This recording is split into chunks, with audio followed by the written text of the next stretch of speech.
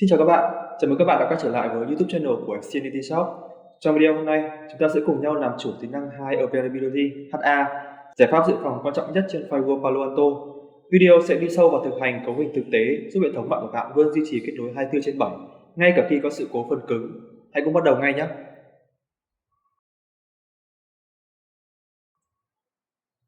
Các firewall Palo Alto sẽ hỗ trợ hai mô hình HA là Active Active và Active Passive. Hai mô hình HA này về cách hoạt động thì cũng tương tự như các hãng firewall khác. Với mô hình Active Passive, tại một thời điểm chỉ có một firewall xử lý lưu lượng, tức là Active, trong khi thiết bị còn lại ở trạng thái chờ, Passive. Thiết bị Active luôn liên tục đồng bộ cấu hình, bảng session và trạng thái thông qua các cổng HA1, Control Plane và HA2, Data Plane. Nếu node Active gặp sự cố, node Passive sẽ tiếp quản ngay lập tức mà không làm gián đoạn dịch vụ.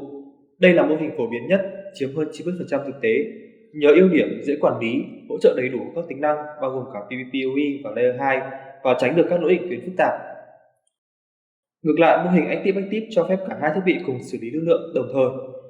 Mô hình này thường được dùng trong các kịch bản định tuyến mất đối xứng hoặc khi cần duy trì trạng thái các giao thức định tuyến động, OSPF hay BGP trên cả hai node. Active Active yêu cầu thêm một liên kết chuyên dụng là HA3, tức là Packet Forwarding Link, để luân chuyển các gói tin giữa hai thiết bị. Lưu ý rằng Active Active không hỗ trợ các interface Layer 2 và PvPoE. Trong hầu hết các trường hợp, nếu thiết bị đã được tính toán hiệu suất, sizing đủ đáp ứng tải, mô hình Active Passive vẫn là lựa chọn tối ưu và an toàn nhất. Về yêu cầu của HA thì cũng như hãng khác, chúng ta sẽ phải có hai thiết bị cùng model, cùng phiên bản OS, cùng phiên bản các module như IPS, antivirus, v.v. và phải có các gói license giống hệt nhau. Một vấn đề cần lưu ý là các bạn cần mua license giống nhau cho cả hai thiết bị trong cụm HA, dù chúng ta sử dụng mô hình Active Active hay Active Passive. Do vậy, nếu các bạn đã thiết kế hệ thống chạy HA ngay từ đầu thì các bạn nên đặt mua firewall Palo Alto theo cặp HA. Như vậy thì chi phí sẽ thấp hơn nhiều so với việc chúng ta mua hai firewall lẻ. Với HA thì cũng có nhiều mô hình triển khai, nên mình sẽ lấy một mô hình cơ bản nhất, được sử dụng trong hầu hết các trường hợp.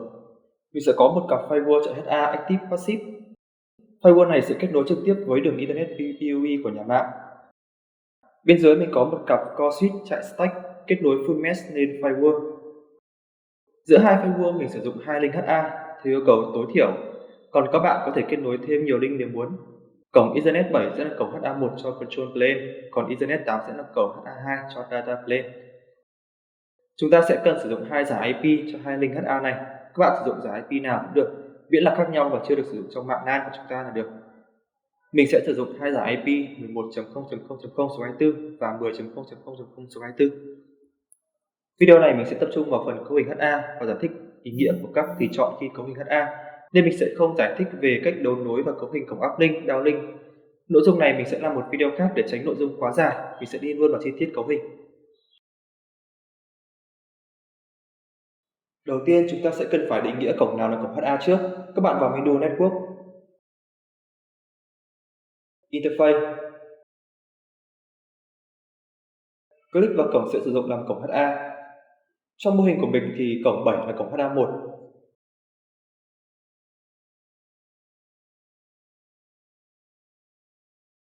Interface Type chọn chuyển sang HA.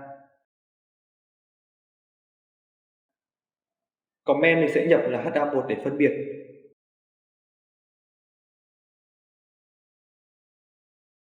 Comment sẽ hiển thị ở cột bên phải này. Các bạn nên nhập thêm comment cho từng cổng để có thể biết được tác dụng của từng cổng.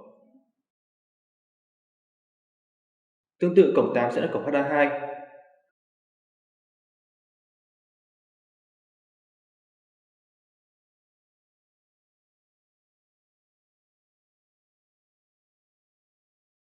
Nếu sử dụng nhiều cổng trong HA thì các bạn chuyển toàn bộ các cổng đó sang type là HA là được. Sau khi cấu hình xong interface, các bạn chuyển sang menu Device.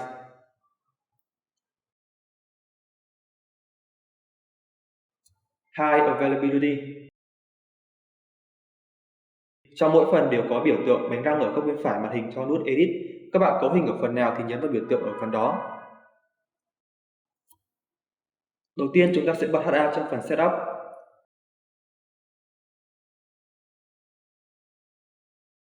Tích chọn Enable HA.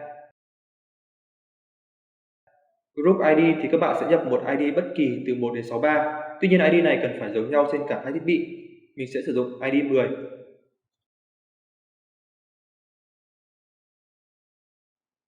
Mode giữ nguyên Active Passive. Trong hầu hết các trường hợp thì các bạn nên dùng mode này. Active Active chúng ta sẽ chỉ sử dụng trong một số ít trường hợp liên quan đến routing hoặc traffic cực lớn. Khi đó chúng ta sẽ quan tâm đến việc chia tải hơn là dự phòng. Mục Enable Config Scenes thì các bạn giữ nguyên, nghĩa là phải tích vào mục này để sẽ cấu hình tự động đồng bộ sang thiết bị còn lại. PHA1 IP address là địa chỉ IP của thiết bị còn lại. Sử dụng cho cổng HA1. Mình đang cấu hình thiết bị Active thì PIP này sẽ là thiết bị Passive. Trong mô hình của mình là 11.0.0.2.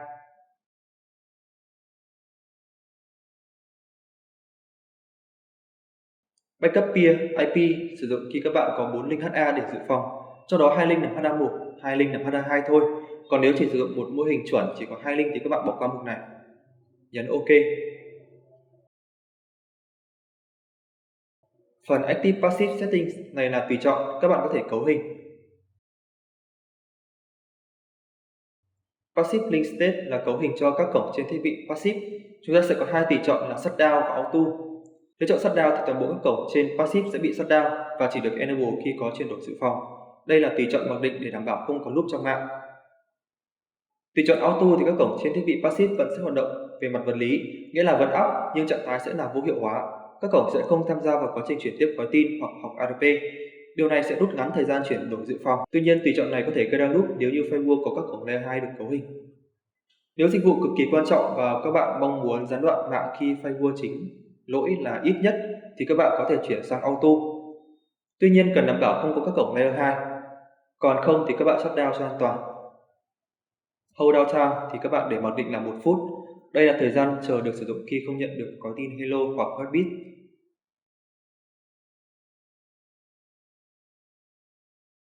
Trong phần Election Settings, các bạn sẽ thiết lập các thông số để bầu chọn.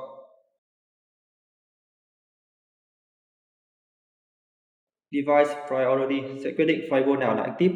Priority thấp hơn sẽ là active. Mặc định giá trị này là 100 nên firewall active các bạn cấu hình về giá trị khác thấp hơn. Mình sẽ để là 50 cho firewall active. Tích chọn preempt để nếu cả hai firewall cùng bình thường thì firewall có priority thấp hơn sẽ luôn là active. Nếu không tích tùy chọn này thì firewall vẫn sẽ giữ nguyên row là active kể cả sau khi firewall có priority thấp hơn đã được khắc phục sự cố. Heartbeat Backup cho phép firewall sử dụng cổng management để làm link dự phòng cho Heartbeat và Hello khi link chính bị lỗi. Các bạn chỉ tích hợp vào mục này khi các bạn kết nối đầy đủ cổng quản lý của firewall và các IP của cổng quản trị có thể ping được lẫn nhau. HA Timer Setting để các bạn cài đặt giá trị thời gian như thời gian gửi, Heartbeat, Hello. Tùy chọn là Recommend là các giá trị Palo Alto đã khuyến nghị sử dụng. Aggressive sẽ sử dụng timer ngắn hơn, cho phép chuyển đổi dự phòng nhanh hơn. Còn nếu các bạn muốn tùy chỉnh thì chọn Advanced. Sau đó thiết lập timer theo thiết kế. Nếu không phải các hệ thống kiểu Data Center thì các bạn chọn Recommend là được. Nhấn OK. Chuyển sang tab HA Communication. Tích chọn Edit HA1 Link. Port chọn cổng quy hoạch nằm HA1. Trong mô hình của mình là cổng 7. IP address nhập IP đã quy hoạch cho cổng này. Trong mô hình của mình là IP 11.0.0.1. Netmask mình sẽ sử dụng số 24. Các bạn có thể sử dụng subnet số 30 nếu muốn tiết kiệm IP. Vì hai link nối trực tiếp nên gateway các bạn không cần nhập. Các bạn cũng không cần tích vào Encryption Enable, tùy chọn này sẽ mã hóa các key trao đổi giữa hai firewall. Các bạn chỉ nên dùng khi link HA được nối qua SIP thôi. Nhấn OK.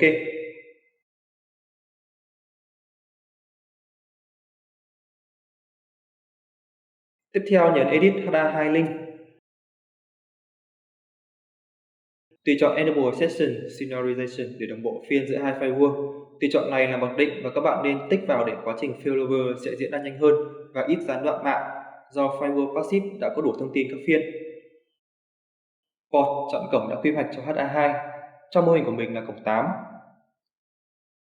cấu hình IP cho cổng HA2 này.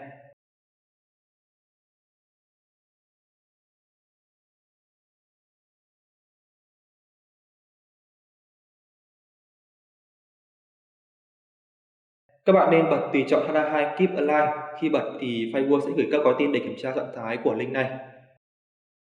Active thì để mặc định là log only cho mode Active Passive. Khi link HA2 bị lỗi thì sẽ có log critical để cảnh báo. Chúng ta sẽ chỉ sử dụng split data path trong mô hình Active Active thôi. Nhấn OK.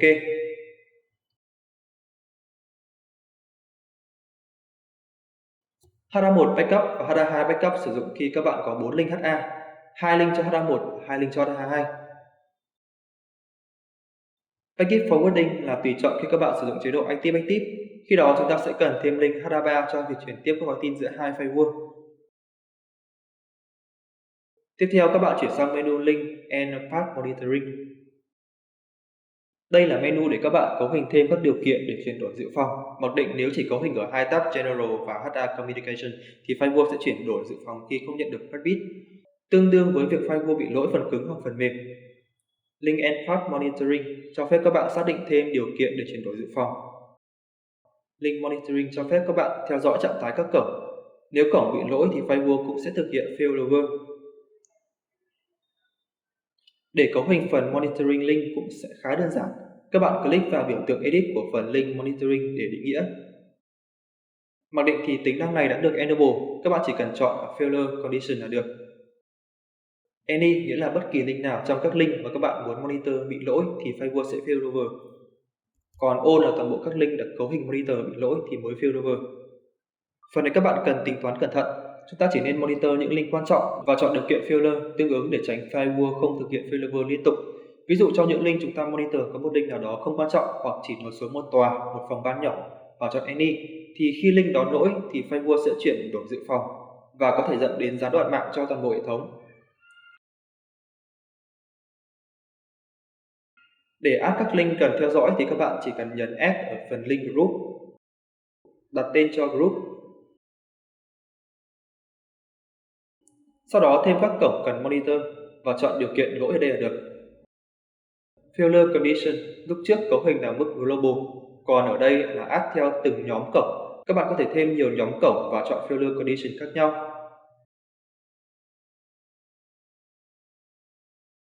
Nếu các bạn muốn monitor theo dịch vụ thì chúng ta có thể sử dụng Path Monitoring. Path Monitoring cho phép các bạn ping đến một địa chỉ IP nào đó để kiểm tra. Nếu bị đứt ping thì firewall sẽ thực hiện failover. Ở đây sẽ có 3 mục, nhưng với firewall layer 3 thì chúng ta sẽ sử dụng Virtual Router Path. Virtual Wire sẽ sử dụng khi firewall transparent và VLAN path sử dụng chủ yếu trong trường hợp firewall chọn layer 2 và VLAN bridging thôi.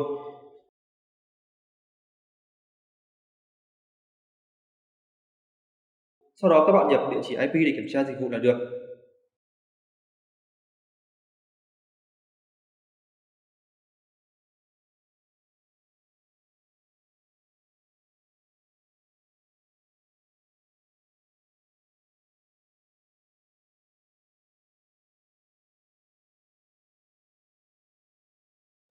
Phần monitor thì mỗi hệ thống khác nhau. Việc cấu hình thì rất dễ, khó là các bạn cần tính toán xem monitor cái gì và monitor thế nào cho phù hợp với yêu cầu HA, nên mình sẽ không cấu hình phần này.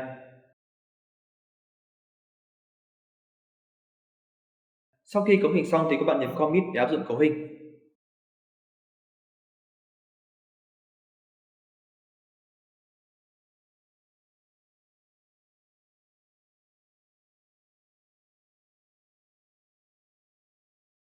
Trên firewall passive thì chúng ta cũng cấu hình tương tự, chỉ khác về địa chỉ IP và thông số priority nên mình sẽ cấu hình nhanh. Đầu tiên mình cũng cần chuyển hai cổng 7 và cổng 8 sang mode HA.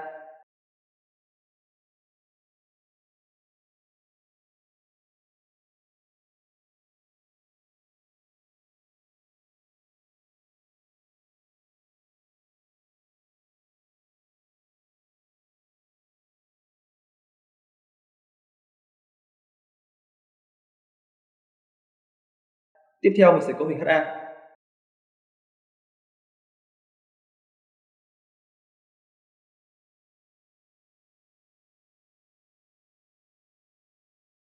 Group ID các bạn nhập ID giống với trên Firewall Active, mình đang sử dụng ID 10. PIP là IP HA1 của Firewall Active, trong mô hình của mình là 11.0.0.1.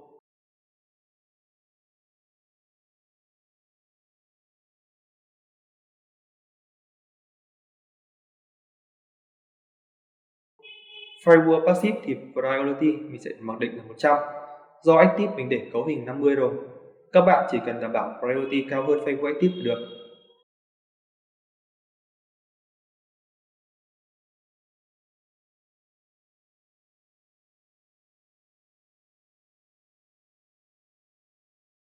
Cổng HA1 trên Firewall Passive sẽ là 11.0.0.2.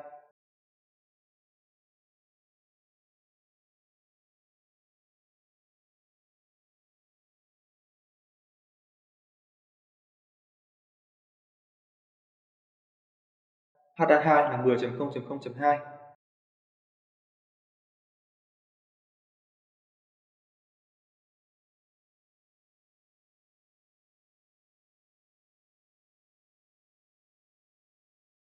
Cuối cùng là commit.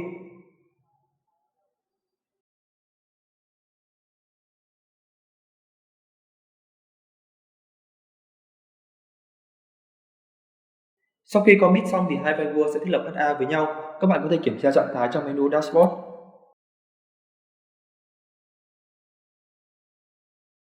Click vào menu Widgets, System, nhấn vào High Availability và thêm Widget cho HA. Ở đây chúng ta có thể xem được các thông tin cơ bản về HA như row hiện tại của firewall đang là gì, cấu hình đã được đồng bộ hay chưa, các version của các module có match với nhau hay không, hoặc trạng thái của hai cổng HA1 và HA2. Hai firewall của mình đang khác nhau về phần plugin cho module DLP thì firewall sẽ hiển thị là mismatch. Về cấu hình thì hiện tại hai firewall đang chưa đồng bộ. Nếu muốn đồng bộ luôn thì các bạn nhấn Sync to Peer, chọn Yes.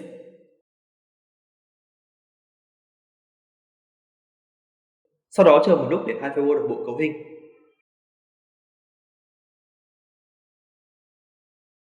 Bây giờ thì cấu hình hai firewall đã được đồng bộ với nhau. Sau khi cấu hình HA xong thì các bạn chờ một lúc hai firewall cũng sẽ tự đồng bộ. Do chúng ta đã tích chọn config scene rồi.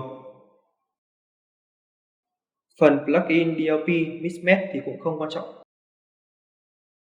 Khi trỏ chuột vào các bạn sẽ thấy Firewall Active đang cài bản 5.0.1, còn Firewall Passive thì chưa cài plugin này. Trong trường hợp các bạn có cấu hình các tính năng liên quan đến DLP thì chúng ta sẽ phải cài module này lên Firewall Passive và cùng phiên bản. Còn nếu không sử dụng DLP thì sẽ không ảnh hưởng gì. Tốt nhất thì các bạn vẫn nên update và cài đặt sao cho hai firewall giống hệt nhau để khi xảy ra chuyển đổi dự phòng sẽ không phát sinh các lỗi không mong muốn. Ok, như vậy là chúng ta đã có hình xong HA cho hai firewall Palo Alto. Hy vọng video này đã giúp các bạn tự tin hơn khi triển khai HA cho dòng firewall Palo Alto trong thực tế. Đừng quên rằng việc kiểm tra failover định kỳ là việc cực kỳ quan trọng để đảm bảo các tính năng sẵn sàng của hệ thống. Nếu các bạn gặp bất kỳ lỗi nào trong quá trình cấu hình hoặc có thắc mắc về các kịch bản mạng phức tạp hơn, hãy để lại ý kiến ở phần bình luận bên dưới. Mình sẽ hỗ trợ giải đáp. Nếu thấy video hữu ích, hãy nhấn like, subscribe và cập nhật thêm các thủ thuật về Network Security nhé. Chúc các bạn cấu hình thành công!